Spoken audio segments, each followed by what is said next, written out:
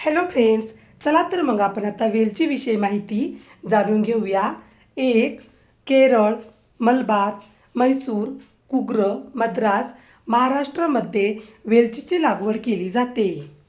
2, वेलचीचे रोप हळदीच्या रोपाप्रमाणे 6 ते 9 फूट उंच वाढते.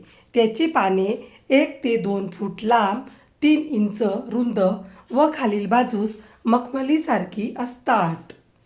3, जुलै व ऑगस्ट हे महिने वेलचीच्या पेरणीसाठी अनुकूल समजले जातात.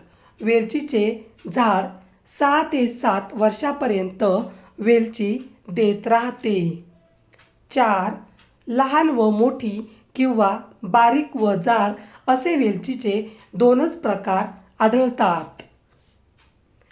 5, मोठी वेलची पाकात व रसात तिखट, अग्निप्रदीपक, हलकी, वृक्ष व गरम आहे. तसेच ती कफ, पित्त, रक्तविकार, कंड, श्वास, तृषा, उबके येणे किंवा तोंडाला पाणी सुटणे, मूत्राशयाचे रोग, तोंडातील रोग, डोक्याचे रोग, उलटी व खोकला या विकारांमध्ये गुणकारी आहे. 6, वेलची एक सुगंधी मसाला आहे. वेलची स्वादाने स्फूर्ती येते. 7, वेलचीचा उपयोग गोड पदार्थात चव वाढविण्यासाठी करण्यात येतो. तसेच वेलचीचा उपयोग माउथ फ्रेशनर म्हणून केला जातो. 8, वेलचीमध्ये लोह, व्हिटॅमिन सी, जीवनसत्व ब गटातील एक महत्त्वाचा घटक आहे. लाल रक्तपेशी निर्मितीत एक महत्त्वाची भूमिका वेलची बजावते. वेलची खाण्याचे अनेक फायदे आहेत. 9, वेलची आयुर्वेदिक औषधी वनस्पती आहे. या वनस्पतीला वेलची, वेलदोडा, विलायची, वेलदोडा, इलायची, एला असेही म्हणतात. 10, जेवणानंतर अनेक लोक वेलची माउथ फ्रेशनर म्हणून खातात.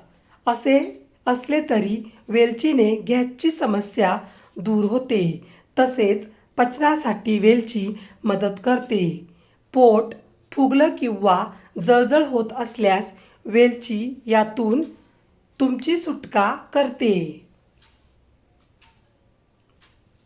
11, 3 वेलची, आल्याचा एक छोटा तुकडा, छोटीशी लवंग आणि धने वाटून त्याची पावडर गरम पाण्याबरोबर घेतल्याने पचनाबाबत जी समस्या असेल ती दूर होते. 12, वेलचीमध्ये एक अँटीबॅक्टेरियल गुण असतो. तोंडातील किंवा श्वसनाबाबत दुर्गंधी असेल तर ती दूर होते. दररोज एक वेलची खा किंवा चहातून वेलचीचा आस्वाद घ्या. 13, ॲसिडिटीपासून तुम्हाला सुटका हवी असेल तर वेलची उत्तम. त्यासाठी वेलची चावून खाणे किंवा चघळणे चांगले. त्यातून निघणारे तेल तोंडातील लाळेतील ग्रंथी मिसळते. त्यामुळे तुमचे पोट साफ होते. 14, वेलची खाल्ल्याने चांगली भूक लागते.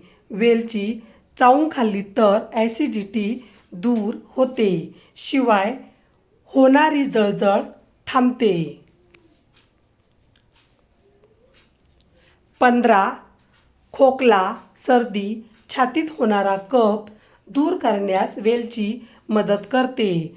सर्दी झाली असेल तर गरम पाण्यात वेलची तेलाचे काही थेंब टाकून ते नाकात टाकल्यास आराम मिळतो. 16, रात्री वेलची खाऊ नये. त्यामुळे कोरडं होण्याची शक्यता असते. वेलचीचे अतिरिक्त सेवन केल्याने गर्भवती स्त्रियांना गर्भपात होण्याची शक्यता असते. व्हिडिओ पूर्ण बघितल्याबद्दल खूप खूप धन्यवाद. चला तर मग पुन्हा भेटूया अशाच नवीन व्हिडिओमध्ये. तोपर्यंत बाय बाय.